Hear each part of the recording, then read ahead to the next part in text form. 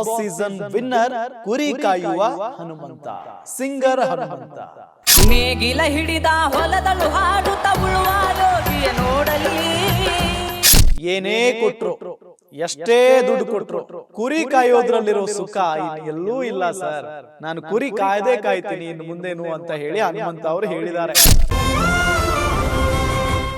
ನಮಸ್ಕಾರ ವೀಕ್ಷಕರೇ, ನೀವು ನೋಡ್ತಾ ಇದ್ದೀರಾ ಗ್ಯಾರಂಟಿ ನ್ಯೂಸ್. ನಾನು Ram Badger. Bigg Boss season 11 ಮುಕ್ತಾಯ ಆಗಿದೆ. ಬಿಗ್ ಬಾಸ್ ಸೀಸನ್ ವಿನ್ನರ್ ಕುರಿ ಕಾಯುವ ಹನುಮಂತ, ಸಿಂಗರ್ ಹನುಮಂತ. ಈಗ ಬರೋಬ್ಬರಿ 5 ಕೋಟಿಗಿಂತ ಹೆಚ್ಚು ಓಟ್ಸ್ಗಳನ್ನು ಪಡೆದುಕೊಂಡು ಹನುಮಂತ ವಿನ್ ಆಗಿದ್ದಾರೆ ಮತ್ತು ಬೇರೆ ಬೇರೆ ಕಡೆಗೆ ಇಂಟರ್ವ್ಯೂಸ್ಗಳನ್ನು ಕೊಟ್ಕೊಂಡು ಆರಾಮಾಗಿದ್ದಾರೆ. ಮತ್ತು ಅವರ ಊರಿಗೂ ಕೂಡ ಹೋಗಿದ್ದಾರೆ ಈಗ ಹನುಮಂತ ಲಮಾನಿ. ಅವರೂರಲ್ಲಿ ಅಭೂತಪೂರ್ವವಾದಂಥ ಸ್ವಾಗತ ಕೂಡ ಹನುಮಂತಗೆ ಸಿಗ್ತಾ ಇದೆ. ಇದೆಲ್ಲದರ ನಡುವೆ ಹನುಮಂತನ ಜರ್ನಿ ಇದೆಯಲ್ಲ, ಹನುಮಂತನ ಜರ್ನಿನೇ ಒಂಥರ ರಣರೋಚಕ. ಅದು ಯಾಕೆ ಅಂತ ಹೇಳಿದರೆ, ಎಲ್ಲೋ ಯಾವುದೋ ಒಂದು ಮೂಲೆಯಲ್ಲಿ ಕುರಿ ಕಾಯ್ಕೊಂಡು, ಆ ಕುರಿ ಕಾಯುವಂಥ ಸಂದರ್ಭದಲ್ಲಿ ಹಾಡಾಡಿಕೊಂಡು ಆತನ ಪಾಡಿಗೆ ಆತ ಇದ್ದಂಥ ಹುಡುಗ ಇವತ್ತು 5 ಕೋಟಿಗಿಂತ ಹೆಚ್ಚು ಓಟ್ಗಳನ್ನು ತೆಗೆದುಕೊಂಡು ಕನ್ನಡದ ಅತಿ ದೊಡ್ಡ ಬಿಗ್ ಬಾಸ್ ಅನ್ನೋ ರಿಯಾಲಿಟಿ ಶೋನಲ್ಲಿ ಆತ ಕಪ್ ಎತ್ತಿ ಹಿಡಿತಾನೆ ಅಂತ ಅಂದರೆ ಆತನ ಜರ್ನಿ ಇಮ್ಯಾಜಿನ್ ಮಾಡಿ. ಆತ ಏನು ಸಿಕ್ಕಾಪಟ್ಟೆ ಓದಿಲ್ಲ, ಮೇ ಬಿ SSLC ಪಾಸ್ ಆಗಿರ್ಬೋದು ಅಷ್ಟೇ. ಅದರ ನಡುವೆ ಆತ ಅಲ್ಲೇ ಭಜನಾ ಪದಗಳನ್ನು ಹಾಡೋದು, ಭಜನೆ ಮಾಡೋದು, ಸುಮ್ಮನೆ ಅಲ್ಲಿ ಇಲ್ಲಿ ಹಾಡಾಡೋದು, ಮನೇಲಿ ಹಾಡಾಡಿಕೊಂಡು ಆರಾಮಾಗಿ ಅಪ್ಪ ಅಮ್ಮ ಏನು ಹೇಳ್ತಾರೋ ಅದನ್ನು ಕೇಳಿಕೊಂಡು ಕುರಿ ಕಾಯ್ಕೊಂಡು ಜೀವನ ಮಾಡ್ತಾ ಇದ್ದಂಥ ಹುಡುಗ. ಆತನ ಬದುಕೇ ಬದಲಾಗಿ ಹೋಗಿದೆ ಈಗ.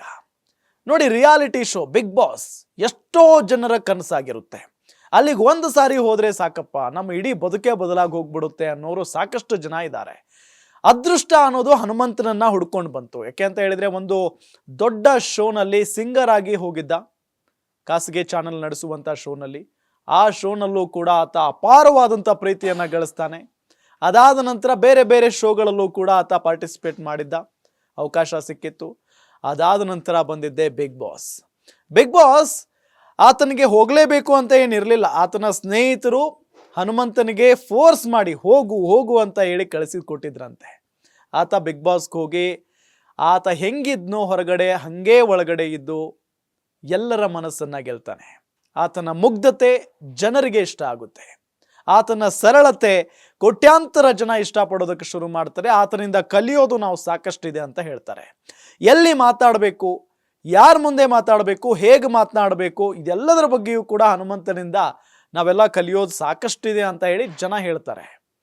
ಇದೇ ಹನುಮಂತ ಫೈನಲಿ ತ್ರಿವಿಕ್ರಮ್ ಅನ್ನೋ ಬಲಿಷ್ಠ ಪ್ರಬಲ ಸ್ಪರ್ಧೆಯನ್ನು ಸೋಲಿಸಿ ಇವತ್ತು ಬಿಗ್ ಬಾಸ್ ಸೀಸನ್ 11 ವಿನ್ನರ್ ಆಗಿದ್ದಾರೆ. ಅದಾದ ನಂತರ ಹೆಂಗೆ ವಿನ್ ಆದ್ರಿ, ಯಾವ ರೀತಿಯಾಗಿ ಸ್ಟ್ರಾಟಜಿ ಮಾಡಿದ್ರಿ ಒಳಗಡೆ ಅಂತೆಲ್ಲ ಕೇಳ್ತಾರೆ ಪ್ರಶ್ನೆನ. ಆತನೂ ಕೂಡ ಅವನಿಗೆ ಮನಸ್ಸಿಗೆ ಬಂದಂಗೆ ಮಾತನಾಡ್ತಾರೆ ಹನುಮಂತ ಅವರು. ಅದಾದ ನಂತರ ಒಂದು ಪ್ರಶ್ನೆ ಮಾಡಲಾಯಿತು, ಏನು ನೆಕ್ಸ್ಟು ಅಂತ ಕೇಳಿದಾಗ, ನಾನು ಮದುವೆ ಆಗ್ತೀನಿ, ಮನೆ ಕಟ್ತೀನಿ ಅಂತೆಲ್ಲ ಹೇಳ್ದ. ಅದಾದ ನಂತರ ಇನ್ನೊಂದು ಪ್ರಶ್ನೆ ಮಾಡ್ತಾರೆ ಆತನಿಗೆ, ಈಗ ನೀವು ಮುಂಚೆ ಕುರಿ ಕಾಯ್ತಾ ಇದ್ರಿ, ಈಗ ಬಿಗ್ ಬಾಸ್ ಅನ್ನೋ ಶೋ ಗೆದ್ದಿದ್ದೀರಾ, 50 ಲಕ್ಷ ಬಂದಿದೆ ನಿಮಗೆ, ಇನ್ಮೇಲೆ ಕುರಿ ಕಾಯ್ತೀಯಾ ಹನುಮಂತ ಅಂತ ಕೇಳ್ತಾರೆ ಹನುಮಂತ ಅವರನ್ನು. ಅದಕ್ಕೆ ಏನೇ ಕೊಟ್ಟರು, ಎಷ್ಟೇ ದುಡ್ಡು ಕೊಟ್ಟರು, ಕುರಿ ಕಾಯೋದ್ರಲ್ಲಿರೋ ಸುಖ ಇನ್ನು ಎಲ್ಲೂ ಇಲ್ಲ ಸರ್. ನಾನು ಕುರಿ ಕಾಯ್ದೇ ಕಾಯ್ತೀನಿ ಇನ್ನು ಮುಂದೇನು ಅಂತ ಹೇಳಿ ಹನುಮಂತ ಅವರು ಹೇಳಿದ್ದಾರೆ. ಜಸ್ಟ್ ನೋಡಿ, ಯಾರಾದರೂ ಒಂದು ಸ್ವಲ್ಪ ದುಡ್ಡು ಬಂದುಬಿಟ್ರೆ ಮಾಡೋ ಕೆಲಸ ಬಿಟ್ಟು ಇನ್ನೇನೋ ಮಾಡೋದಕ್ಕೆ ಹೊರಡ್ತಾರೆ. ಆದರೆ ಹನುಮಂತ ಇಲ್ಲ, ನಾನು ಕುರಿ ಕಾಯೋದನ್ನು ಬಿಡಲ್ಲ, ಅದರಲ್ಲೇ ನನಗೆ ನೆಮ್ಮದಿ ಇದೆ ಅಂತ ಹೇಳಿ ಹೇಳ್ತಾರೆ ಅಂತ ಅಂದರೆ ನಿಜಕ್ಕೂ ಕೂಡ ಅದ್ಭುತ ಅಂತಲೇ ಹೇಳ್ಬೋದು. ನೋಡಿ, ಇತ್ತೀಚಿನ ದಿನಗಳಲ್ಲಿ ಸ್ವಲ್ಪ ಹಣ ಬಂದುಬಿಟ್ರೆ ಸಾಕು, ನಾವು ಅಲ್ಲಿ ಹೋಗ್ತೀವಿ, ಅದನ್ನು ಮಾಡ್ತೀವಿ, ಇದನ್ನು ಮಾಡ್ತೀವಿ, ಲೈಫ್ ಸ್ಟೈಲೇ ಚೇಂಜ್ ಮಾಡ್ಕೊಳ್ತೀವಿ ಅಂತ ಹೇಳೋರು ಜನ ಇದ್ದಾರೆ. ಆದರೆ ಅದೇ ಲುಂಗಿ, ಅದೇ ಅಂಗಿ, ಅದರ ಜೊತೆಗೆ ಕುರಿ ಕಾಯೋದು. 50 ಲಕ್ಷ ಬಂದಿದೆ, 50 ಲಕ್ಷ ಬಂದುಬಿಟ್ರೆ ತಲೆ ತಿರುಗೋಗ್ಬಿಡುತ್ತೆ ಕೆಲವರದ್ದು. ಆದರೆ ಹನುಮಂತ, ನಾನು ಹಿಂಗೆ ಇರೋದು, ನಾನು ಹಿಂಗೆ ಹುಟ್ಟಿದ್ದೀನಿ, ಹಿಂಗೆ ಬೆಳೆದಿದ್ದೀನಿ, ಹಿಂಗೆ ಬದುಕ್ತೀನಿ ಅನ್ನೋ ನಿಟ್ಟಿನಲ್ಲಿ ಹೇಳ್ತಾ ಇದ್ದಾರೆ. ನಿಜಕ್ಕೂ ಅವ್ರಿಗೆ ಒಳ್ಳೇದಾಗಲಿ ಅಂತ ಹೇಳ್ತಾ ಈ ಶೋನ ಮುಗಿಸ್ತಾ ಇದ್ದೀನಿ. ನೋಡ್ತಾ ಇರಿ ಗ್ಯಾರಂಟಿ ನ್ಯೂಸ್, ಸುದ್ದಿ ಖಚಿತ, ನ್ಯಾಯ ನಿಶ್ಚಿತ. ಗ್ಯಾರಂಟಿ ನ್ಯೂಸ್, ಸುದ್ದಿ ಖಚಿತ, ನ್ಯಾಯ ನಿಶ್ಚಿತ.